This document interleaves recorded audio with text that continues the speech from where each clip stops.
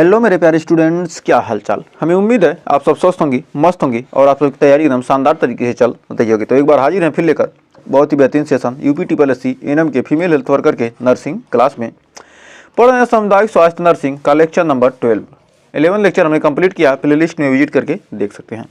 तो आइए 30 क्वेश्चन की शुरुआत करते हैं शानदार तरीके से। यदि UP ANM, Bihar ANM, DSSB ANM या किसी भी स्टेट की एएनएम की तैयारी कर रहे हैं तो आपके लिए सेशन ज़बरदस्त होने वाला है। तो 30 क्वेश्चन करेंगे। इन 30 क्वेश्चन के आंसर देने की कोशिश कीजिएगा और लास्ट में कमेंट में जरूर बताइएगा कितने क्वेश्चन आपके सही हुए। तो फर्स्ट क्वेश्चन कह रहा है WHO के अनुसार स्वास्थ्य की परिभाषा में निम्नलिखित में से किसे सकारात्मक स्वास्थ्य का घटक माना जाता है? रोग मुक्त होना या शारीरिक, मानसिक और सामाजिक पूर्ण कल्याण, केवल मानसिक संतुलन या आर्थिक स्थिरता। तो कह रहा है WHO के अनुसार स्वास्थ्य की परिभाषा निम्नलिखित में से किसे सकारात्मक स्वास्थ्य का घटक माना जाता है? तो हमारा राइट आंसर होगा शारीरिक, मानसिक और सामाजिक पूर्ण कल्याण। तो बढ़ते हैं आगे। कह रहा राष्ट्रीय स्वास्थ्य नीति 2017 के अनुसार 2025 तक प्राथमिक स्वास्थ्य देखभाल व्यय का लक्ष्य कितना निर्धारित किया गया? GDP का 1%, GDP का 5%, GDP का 3% या GDP का 2%। तो इसका राइट आंसर क्या आ जाएगा? राष्ट्रीय स्वास्थ्य नीति 2017 के अनुसार 2025 तक प्राथमिक स्वास्थ्य देखभाल व्यय, मतलब प्राथमिक स्वास्थ्य देखभाल में कितना खर्च होगा, इसको कितना निर्धारित किया गया। तो हमारा राइट आंसर हो जाएगा GDP का 2%, यानी ऑप्शन नंबर डी हो जाएगा हमारा सही। तो बढ़ते हैं आगे। तो देखिए अगला क्वेश्चन कर रहा है सामुदायिक स्वास्थ्य नर्स का प्राथमिक उत्तरदायित्व किसके साथ काम करना है? केवल रोगियों का उपचार करना, सरकारी अस्पतालों का प्रबंधन, परिवार, समूह और समुदाय, दवा कंपनी, दवा निर्माण कंपनियों के साथ समन्वय। तो कहा जो सामुदायिक स्वास्थ्य नर्स का प्राथमिक उत्तरदायित्व किसके साथ काम करना है? तो सामुदायिक स्वास्थ्य नर्स का प्राथमिक उत्तरदायित्व किसके साथ काम करना है? तो हमारा राइट आंसर हो जाएगा परिवार, समूह और समुदाय। नेक्स्ट कर आयुष्मान भारत योजना के अंतर्गत स्वास्थ्य और कल्याण केंद्र यानी HWC किस स्तर पर स्थापित किए जाते हैं? जिला स्तर पर, प्राथमिक स्वास्थ्य केंद्र यानी PHC, सामुदायिक स्वास्थ्य केंद्र यानी CHC या तालुका स्तर। तो कर आयुष्मान भारत योजना के अंतर्गत स्वास्थ्य और कल्याण केंद्र किस स्तर पर स्थापित किए जाते हैं? तो हमारा राइट आंसर होगा ऑप्शन नंबर बी, प्राथमिक स्वास्थ्य केंद्र यानी प्राइमरी हेल्थ सेंटर। कर समुदाय की गतिशीलता को प्रभावित करने वाला सबसे महत्वपूर्ण कारक कौन सा है? जनसंख्या वृद्धि दर, सांस्कृतिक रूढ़िवादिता, राजनीतिक स्थिरता या शैक्षणिक सुविधाएं। तो हमारा पांचवा क्वेश्चन कह रहा कि समुदाय की गतिशीलता को प्रभावित करने वाले सबसे महत्वपूर्ण कारक कौन सा है? तो सबसे महत्वपूर्ण कारक हमारा है जनसंख्या वृद्धि दर। नेक्स्ट कह रहा स्वास्थ्य टीम में मलेरिया इंस्पेक्टर की भूमिका किससे संबंधित है? जो मलेरिया इंस्पेक्टर है उसकी भूमिका किससे संबंधित है? टीकाकरण से, मानसिक स्वास्थ्य परामर्श या मातृ स्वास्थ्य या वेक्टर जनित रोग नियंत्रण। तो हमारा जो क्या कर रहा है, कह रहा स्वास्थ्य टीम में जो हमारा मलेरिया इंस्पेक्टर की भूमिका किससे संबंधित है? तो मलेरिया इंस्पेक्टर की भूमिका हमारा है वेक्टर जनित रोग नियंत्रण। तो बढ़ते हैं आगे। कर समुदाय आधारित पुनर्वास यानी CBR में सामाजिक समावेशन का उद्देश्य क्या है? दिव्यांगों को अस्पतालों में भर्ती कराना, दिव्यांगों को समाज की मुख्य धारा से जोड़ना, केवल आर्थिक सहायता प्रदान करना या शल्य चिकित्सा सेवाएं बढ़ाना। तो कह समुदाय आधारित पुनर्वास CBR में सामाजिक समावेशन का उद्देश्य क्या है? तो हमारा राइट आंसर हो जाएगा दिव्यांगों को समाज की मुख्य धारा से जोड़ना। नेक्स्ट कर नई स्वास्थ्य नीति 2017 के अनुसार 2030 तक मातृ मृत्यु दर MMR का लक्ष्य क्या है? 100 प्रति लाख जीवित जन्म या 50 प्रति लाख जीवित जन्म या 70 प्रति लाख जीवित जन्म या 30 प्रति लाख जीवित जन्म। मतलब 30 मृत्यु हो किस पर? 1 लाख जीवित जन्म पर, या 70 मातृ मृत्यु हो किस पर? 1 लाख जीवित जन्म पर। तो हमारा राइट आंसर हो जाएगा 70 माताएं प्रति लाख जीवित जन्म, मतलब 1 लाख बच्चों को जन्म देती हैं तो 70 माताओं की मृत्यु नई स्वास्थ्य नीति के अनुसार क्या 2030 तक क्या यह लक्ष्य रखा गया है कि मतलब कम से कम मृत्यु हो। नेक्स्ट, कर पंचायती राज संस्थाओं का स्वास्थ्य सेवाओं में क्या योगदान है। जो पंचायती राज स्वास्थ्य संस्थाएं हैं उनका स्वास्थ्य सेवाओं में क्या योगदान है। केवल वित्तीय प्रबंधन करना या सामुदायिक स्वास्थ्य योजनाओं को लागू करना या दवाओं का निर्माण या अंतर्राष्ट्रीय स्वास्थ्य नीतियां बनाना।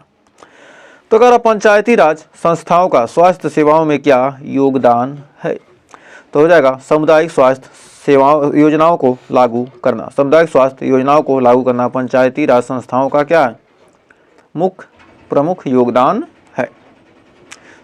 तो बढ़ते हैं आगे। WHO की अल्मा आटा घोषणा किस वर्ष हुई थी। 1978, 1985, 1990 या 2000 में। तो कह रहा WHO की अल्मा आटा घोषणा किस वर्ष हुई थी। तो हमारा हो जाएगा 1978 में। नेक्स्ट, कर सामुदायिक निदान के लिए कौन सा उपकरण सर्वाधिक प्रभावी है। रक्त परीक्षण, सामाजिक मानचित्रण, एक्सरे, ECG। तो कर सामुदायिक निदान के लिए कौन सा उपकरण सर्वाधिक प्रभावी है। तो कौन सा उपकरण सर्वाधिक प्रभावी है तो हमारा हो जाएगा ऑप्शन नंबर बी, सामाजिक मानचित्रण, सोशल मैपिंग। नेक्स्ट, कर राष्ट्रीय किशोर स्वास्थ्य कार्यक्रम RKSK में कौन सा घटक शामिल नहीं है। मानसिक स्वास्थ्य, यौन एवं प्रजनन स्वास्थ्य, शल्य चिकित्सा प्रशिक्षण, पोषण संबंधी जागरूकता। तो कर राष्ट्रीय किशोर स्वास्थ्य कार्यक्रम में कौन सा घटक शामिल नहीं है तो हमारा 12वें का राइट आंसर हो जाएगा ऑप्शन नंबर सी, शल्य चिकित्सा प्रशिक्षण। कर स्वास्थ्य संवर्धन के लिए ओटावा चार्टर में कितने मुख्य क्षेत्र शामिल हैं। 3, 5, 7, 9। तो कर स्वास्थ्य संवर्धन में के लिए ओटावा चार्टर में कितने मुख्य क्षेत्र शामिल हैं तो हमारा 13 का हो जाएगा ऑप्शन नंबर बी, 5। तो स्वास्थ्य संवर्धन के लिए ओटावा चार्टर में कितने मुख्य क्षेत्र शामिल हैं तो हमारा राइट आंसर होगा ऑप्शन नंबर बी, 5। बढ़ते हैं आगे।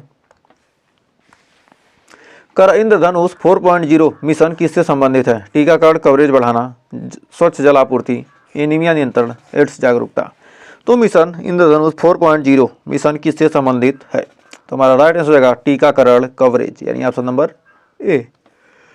नेक्स्ट, कर सामुदायिक स्वास्थ्य अधिकारी CHO की नियुक्ति किस योजना के तहत की गई है। राष्ट्रीय स्वास्थ्य बीमा योजना, जननी सुरक्षा योजना, आयुष्मान भारत या मिशन इंद्रधनुष। तो हमारा राइट आंसर जो क्या है, जो CHO की नियुक्ति की गई किसके तहत की गई है, आयुष्मान भारत योजना के तहत, यानी ऑप्शन नंबर सी। नेक्स्ट, कर नॉन कम्युनिकेबल डिजीज के नियंत्रण हेतु NPCDCS कार्यक्रम किस वर्ष शुरू किया गया। 2005 में, 2010 में, 2015 में, 2018 में। तो कर नॉन कम्युनिकेबल डिजीज के नियंत्रण हेतु NPCDCS कार्यक्रम किस वर्ष शुरू किया गया तो हमारा 16 का राइट आंसर हो जाएगा ऑप्शन नंबर बी, 2010 में। तो बढ़ते हैं आगे।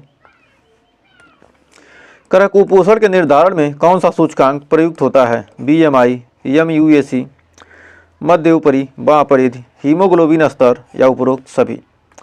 तो कर कुपोषण के निर्धारण में कौन सा सूचकांक प्रयुक्त होता है तो हमारा राइट आंसर क्या हो जाएगा, option number D, BMI, MUAC या हीमोग्लोबिन स्तर। ये सारे कुपोषण के निर्धारण के क्या सूचकांक हैं। नेक्स्ट, कर स्वास्थ्य टीम में आंगनबाड़ी कार्यकर्ता का मुख्य कार्य क्या है। गर्भवती महिलाओं को पोषण आपूर्ति, टीकाकरण करना, सर्जरी में सहायता, मलेरिया नियंत्रण। तो कर स्वास्थ्य टीम में जो आंगनबाड़ी कार्यकर्ता है इसका प्रमुख कार्य क्या है तो हमारा हो जाएगा ऑप्शन नंबर ए, गर्भवती महिलाओं को पोषण आपूर्ति। फिर कर अगला, सामुदायिक गतिशीलता में संघर्ष सिद्धांत किससे संबंधित है। तो हमारा संघर्ष सिद्धांत किससे संबंधित है। समुदाय में सहयोग, संसाधनों के लिए प्रतिस्पर्धा, सांस्कृतिक एकरूपता या धार्मिक अनुष्ठान। तो कर सामुदायिक गतिशीलता में संघर्ष सिद्धांत किससे संबंधित है तो हमारा राइट आंसर हो जाएगा ऑप्शन नंबर बी, संसाधनों के लिए प्रतिस्पर्धा। नेक्स्ट, कर स्वास्थ्य शिक्षा में हार्मेन्स मॉडल किस पर केंद्रित है। व्यवहार परिवर्तन के चरण, दवा प्रबंधन, शारीरिक व्यायाम, आहार योजना। तो कर स्वास्थ्य शिक्षा में हार्मेन्स मॉडल किस पर केंद्रित है? तो हमारा 20वें का हो जाएगा ऑप्शन नंबर ए, व्यवहार परिवर्तन के चरण। तो बढ़ते हैं अगले क्वेश्चन की तरफ। कर राष्ट्रीय वेक्टर जनित रोग नियंत्रण कार्यक्रम का उद्देश्य नहीं है मलेरिया उन्मूलन, डेंगू नियंत्रण, फाइलेरिया उन्मूलन, टीबी नियंत्रण। तो कर राष्ट्रीय वेक्टर जनित रोग नियंत्रण कार्यक्रम का उद्देश्य नहीं है। तो हमारा 21 का right answer option number D, TB नियंत्रण। तो क्या जाएगा हमारा टीबी नियंत्रण।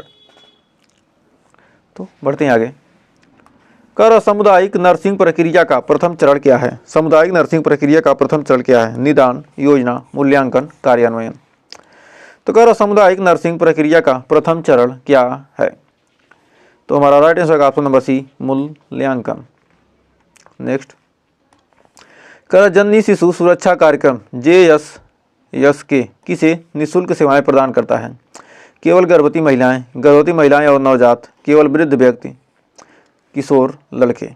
तो कर जननी सुरक्षा शिशु सुरक्षा कार्यक्रम किसे निःशुल्क सेवाएं प्रदान करता है? तो हमारा 23 का right answer option number b, गर्भवती महिलाएं और नवजात। तो बढ़ते हैं आगे। कर स्वास्थ्य निर्धारकों में कौन सा सामाजिक निर्धारक नहीं है? आय, शिक्षा, अनुवांशिकी, रोजगार। तो कर स्वास्थ्य निर्धारकों में कौन सा सामाजिक निर्धारक नहीं है?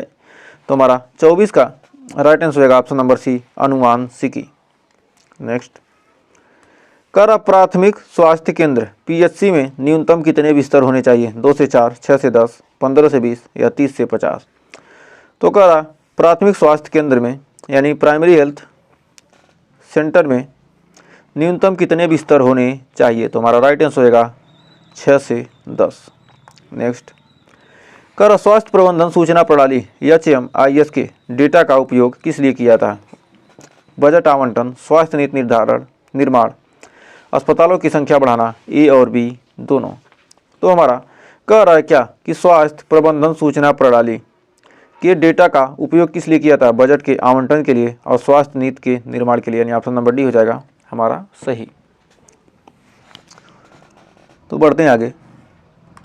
कर कम्युनिटी नीड असेसमेंट में SWOT विश्लेषण का अर्थ है स्ट्रेंथ, वीकनेस, अपॉर्चुनिटी, थ्रेट्स, या सोशल वर्क ऑर्गेनाइजेशन ट्रेनिंग, या सर्वे, वर्कशॉप, ऑब्जर्वेशन टेस्ट, या सिस्टमेटिक वेलफेयर आउटरीच थेरेपी। तो हमारा यहाँ पर कह रहा है कम्युनिटी नीड असेसमेंट में, जो कम्युनिटी नीड असेसमेंट है उसमें SWOT विश्लेषण का अर्थ है स्ट्रेंथ, वीकनेस, अपॉर्चुनिटी, थ्रेट्स। हमारा राइट आंसर हो जाएगा ऑप्शन नंबर ए। बढ़ते हैं आगे। कर सामुदायिक स्वास्थ्य केंद्र CHC में किस विशेषज्ञ की अनिवार्य उपस्थिति होती है? तो किस विशेषज्ञ की अनिवार्य उपस्थिति? नर्स की, बाल रोग विशेषज्ञ, सामुदायिक स्वास्थ्य अधिकारी या सर्जन। तो कर सामुदायिक स्वास्थ्य केंद्र में CHC में किस विशेषज्ञ की अनिवार्य उपस्थिति होती है? तो हमारा हो जाएगा सर्जन, ऑप्शन नंबर डी हो जाएगा सही। तो बढ़ते हैं आगे। कर राष्ट्रीय टीकाकरण कार्यक्रम में हेपेटाइटिस बी का टीका किस नाम से जाना जाता है? OPV, BCG, पेंटावैलेंट या MMR। तो हमारा कर राष्ट्रीय टीकाकरण कार्यक्रम में जो हमारा हेपेटाइटिस बी है का टीका किस नाम से जाना जाता है? तो हमारा 29 का हो जाएगा option number c, pentavalent. Hepatitis b को पेंटावैलेंट कहते हैं। तो बढ़ते हैं आज के लास्ट क्वेश्चन की तरफ। नर्सिंग केयर प्लान में स्मार्ट लक्ष्यों का अर्थ है specific, measurable, achievable, relevant, time bound, या social, medical, action, resource, training, systematic, managed, accurate, realistic, timely, safety, monitoring, assessment, response, treatment. तो हमारा यहाँ पर हो जाएगा नर्सिंग केयर प्लान में स्मार्ट लक्ष्यों का अर्थ है स्पेसिफिक, मेजरेबल, M से मेजरेबल, A से अचीवेबल, R से रिलेवेंट, T से टाइम बाउंड। तो हमारा ऑप्शन नंबर ही हो जाएगा सही। तो उम्मीद है यहाँ तक आपको 30 क्वेश्चन अच्छे से क्लियर हो गए होंगे। तो 30 में आपने कितने क्वेश्चन सही किए हमें कमेंट में ज़रूर बताइएगा, और सेशन अच्छा लगा तो सेशन को लाइक कर दीजिए और शेयर करना मत भूलिए। और अभी तक आपने चैनल को सब्सक्राइब नहीं किया तो कम से कम सब्सक्राइब कर लीजिए। यदि क्या हो रहा है, सेशन पसंद आ रहा है, लाइक शेयर सब्सक्राइब जरूर कीजिएगा। और ऐसे ही वीडियो देखने के लिए हमारे प्लेलिस्ट में एक बार विजिट कीजिए, आपको बहुत सारा कंटेंट मिलेगा। क्वेश्चन की कमी नहीं है, क्योंकि हमने इतना क्वेश्चन करा दिया, अभी इतना क्वेश्चन कराएंगे कि एग्ज़ाम में क्वेश्चन न आने की ऐसी कोई चांस ही नहीं होगा कि क्वेश्चन आपके एग्ज़ाम में फंसे ना। सारे क्वेश्चन आपके एग्ज़ाम में फंसने वाले हैं। तो आज के लिए बस इतना ही, मिलेंगे नेक्स्ट वीडियो में, तब तक के लिए टेक केयर।